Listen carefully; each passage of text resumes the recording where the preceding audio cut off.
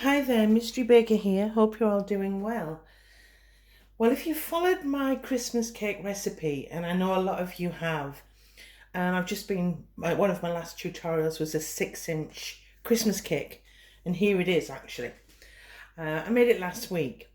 I also have tutorials on how to make an 8-inch round Christmas cake and a 10-inch round Christmas cake, and I'll link those videos below if you haven't already made your Christmas cake.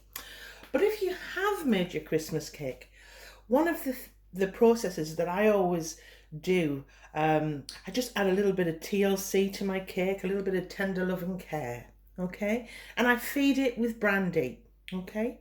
Now, if you've used other alcohol, I won't mention, but whiskey or whatever, then you can feed it with whiskey. But I use brandy. It's a very traditional British method. And it's a great way of adding that booziness, okay? Booziness to your cake. One thing I will say is don't overdo it. Don't overload the Christmas cake with brandy because there's some fabulous, fabulous flavours inside there and you don't want to ruin it. You want to enhance. So, I've taken my cake out of the wrapping. It's been in there for about 7 days now. And I'm ready to feed it. So I'll turn it over. Oh, okay, sorry. Turn it over. And the reason I'm going to use the top side, that's the top, underneath was the bottom, is because when I decorate it, I'll tip it upside down. And you can follow me in my journey because I'm going to, this year, make a naked Christmas cake. So I'm not decorating this one in fondant. I'm going to make my own homemade marzipan. So, click that bell and you'll be notified when I upload. But in the meantime, feeding the cake. So what you do you can use a fork or a skewer. I'm using a clean, brand new, I was going to say toothbrush, paintbrush. I'm going to make some holes around the cake. So you basically go around the cake like so. I'm not pushing all the way down to piece the base, but almost all the way through. And I'm going around the edges first. Okay, like that. And then we're going to move into the middle. And as I say, randomly, put as few or as many as you wish.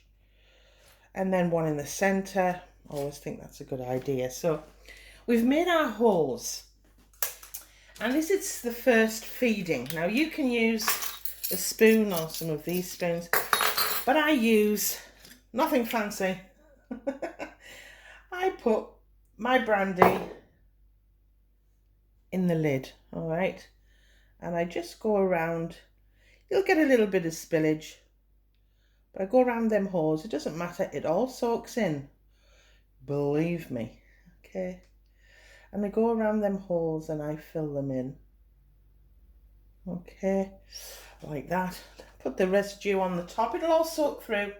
And then another tablespoon. So basically 2 rather generous tablespoons at this point.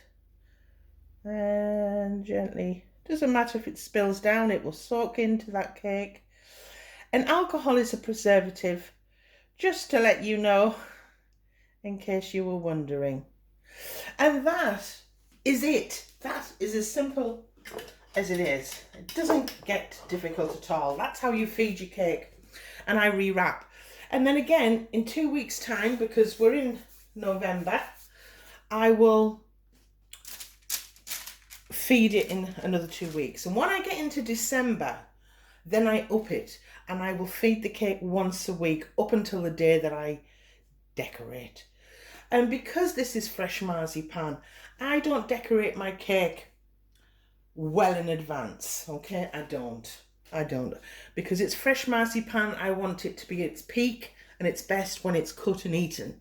So for this one, it'll be 2 weeks before Christmas that I'll make my marzipan, and I'll show you how. So please, click that bell Subscribe if you haven't already.